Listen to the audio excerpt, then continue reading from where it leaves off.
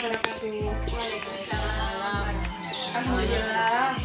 Gimana Bu kabarnya? Sehat. Sehat. Alhamdulillah nggih, saged datang dalam pertemuan kali ini nggih. Sebelum kita melanjutkan pertemuan kali ini, kita berdoa dulu ya Bu nggih. Biar ilmu yang kita dapat hari ini bermanfaat untuk keseharian kita. Doa mulai.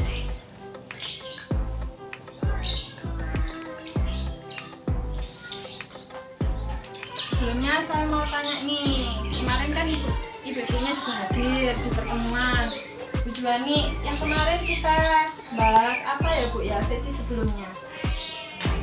Mendukung ibu dan ayah untuk memberikan stimulasi pada janin.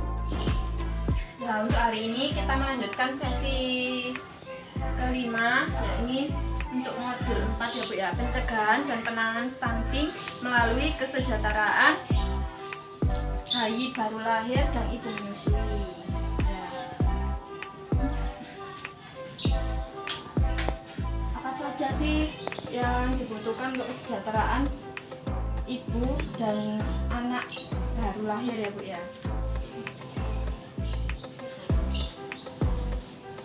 Ketika bayi baru lahir kan akan menerima keadaan baru Bu ya. Mereka melihat suasana baru karena sebelumnya kan dalam kandungan.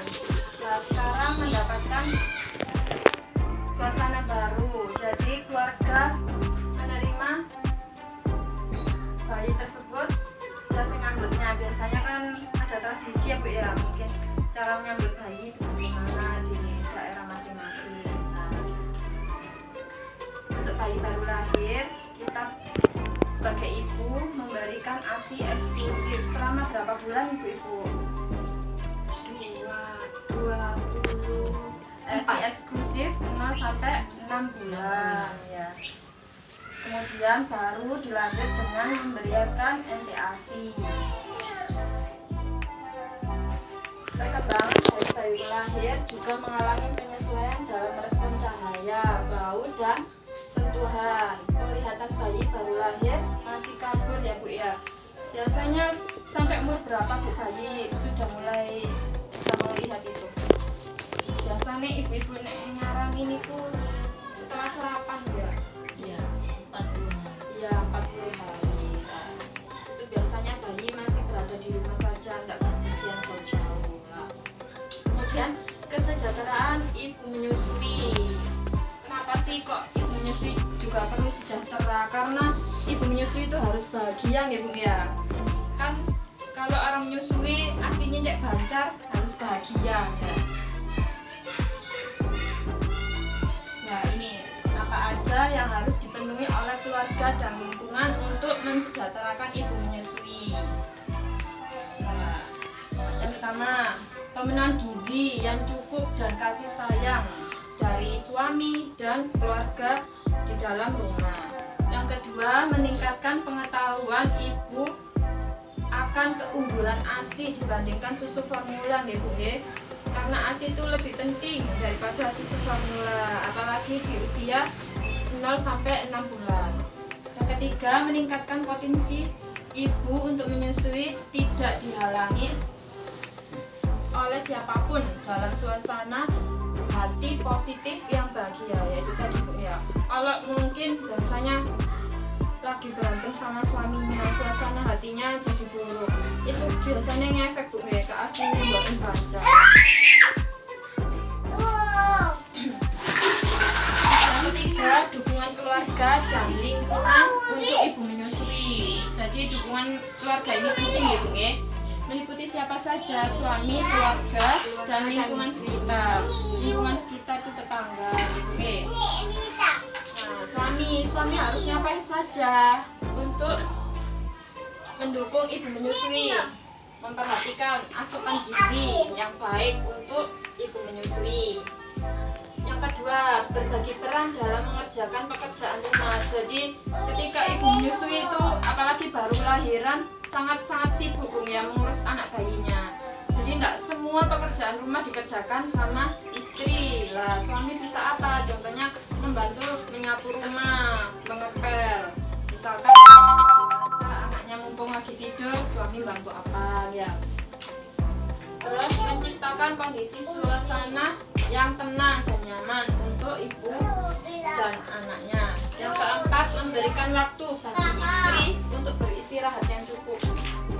Biasanya kan kalau anak baru lahir begadang Bu kalau malam. Jadi kalau misalnya sudah siang itu istri istirahat, sebagai suami dibiarkan ya, biar istirahat yang cukup. Tidak harus disuruh masak-masak terus ya. Terus siap siaga dalam mengatasi kesulitan apapun ya. Kemudian mengikuti penyuluhan atau membaca informasi mengenai perawatan bayi dan pemberian ASI. Nah, suami itu juga harus tahu Bu, tidak istri saja ya. Biar saling mengingatkan ketika istrinya lupa harus mengapain, apalagi kalau itu anak pertama. Ya, yang kedua ya Bu, keluarga. Keluarga yang dalam rumah tersebut juga membantu mendukung ibu menyusui. Apa saja sih yang harus dilakukan oleh keluarga? Yang pertama, menyiapkan makanan bergizi. Apalagi dengan punya menantu ya Bu ya. Apalagi juga cucu pertama, biasanya Mbak itu senang menyiapkan makanan untuk menantunya, makanan yang bergizi agar asinya juga baik untuk anaknya. Yang kedua, memberikan dukungan semangat bagi ibu menyusui yang mengalami kesulitan dalam memberikan ASI. Yang ketiga, memberikan suasana tenang nyaman untuk ibu menyusui. Yang keempat, mengikuti penyuluhan dan membaca informasi mengenai perawatan dan pemberian ASI. Biasanya ibu-ibu ini lebih tahu dan paham. Terus menantunya diajarin, gini loh Dok, ibu menyusui itu harus seperti ini gitu ya Bu ya. Yang ketiga ini masyarakat ya Bu ya, atau lingkungan sekitar kita, tetangga. Tetangga itu juga terlibat ya Bu ya dalam kesejahteraan ibu menyusui. Misalkan dalam forum PKK atau sejenisnya, untuk mengaktifkan posyandu ataupun layanan lain di tingkat dusun atau desa ya Bu ya. Masih ada posyandu ya Bu ya di sini ya. Yang kedua, mengunjungi bayi dan ibu menyusui saat pulang dari rumah sakit ya Bu ya. Biasanya ibu-ibu gitu ya Bu ya, ibu rukun tetangga kumpulan gerombol-gerombol ke rumahnya ibu yang baru melahirkan tadi ya Bu ya. Yang ketiga, menghadiri jika diundang dalam acara tradisi yang mendukung bayi baru lahiran. Misalkan apa ya Bu ya, brokoan ya Bu ya. Terus yang keempat, memberikan informasi yang tepat dari sumber yang terpercaya. Misalkan jenengan pernah ikut sosialisasi di posyandu atau puskesmas mana, sebagai tetangga jenengan saling memberikan informasi ke ibu yang baru lahir tadi ya Bu ya. Yang kelima, menghindari memberi informasi yang tidak jelas dan informasi negatif. Jadi jenengan pun nakut-nakuti, misalkan jenengan nakuti ibu menyusui kok Sarah ini lah, nanti menyebabkan ibu menyusui dan akhirnya beralih ke susu formula. Yang ketujuh, keluarga dan lingkungan harus bijak dalam memilih tradisi yang dapat mendukung tumbuh kembang bayi. Saya mau tanya nih sama Bu Eka, dukungan apa saja Bu yang mendukung kesejahteraan ibu hamil dan ibu menyusui tadi Bu? Dukungan dari suami, keluarga, dan masyarakat. Iya, suami, keluarga, dan masyarakat kita ya Bu ya, tangga kita gitu. Jadi kesimpulan untuk pertemuan kali ini, penanganan dan pencegahan stunting melalui kesejahteraan bayi baru lahir dan ibu menyusui itu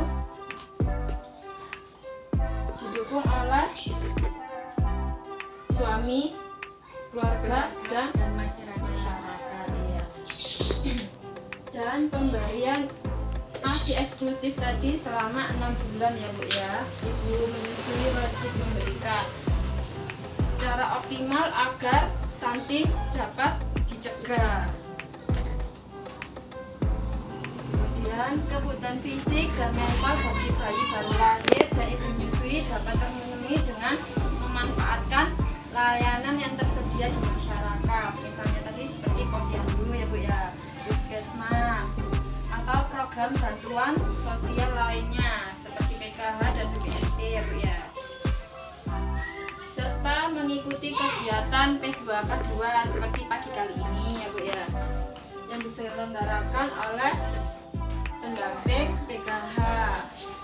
Kemudian keluarga dan lingkungan harus bijak dalam memilih tradisi yang mendukung tumbuh kembang bayi untuk mencegah stunting.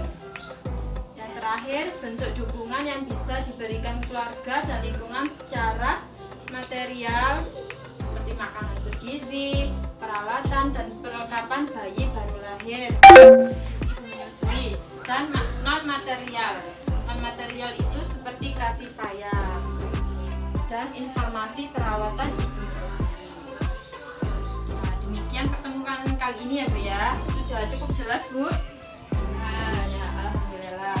Semoga pertemuan kali ini bisa bermanfaat bagi jenengan ataupun keluarga, masyarakat ya Bu ya. Kita saling memberikan informasi agar pencegahan dan penanganan stunting kita bisa laksanakan bersama Bu ya. Saya akhiri. Assalamualaikum warahmatullahi wabarakatuh. Waalaikumsalam.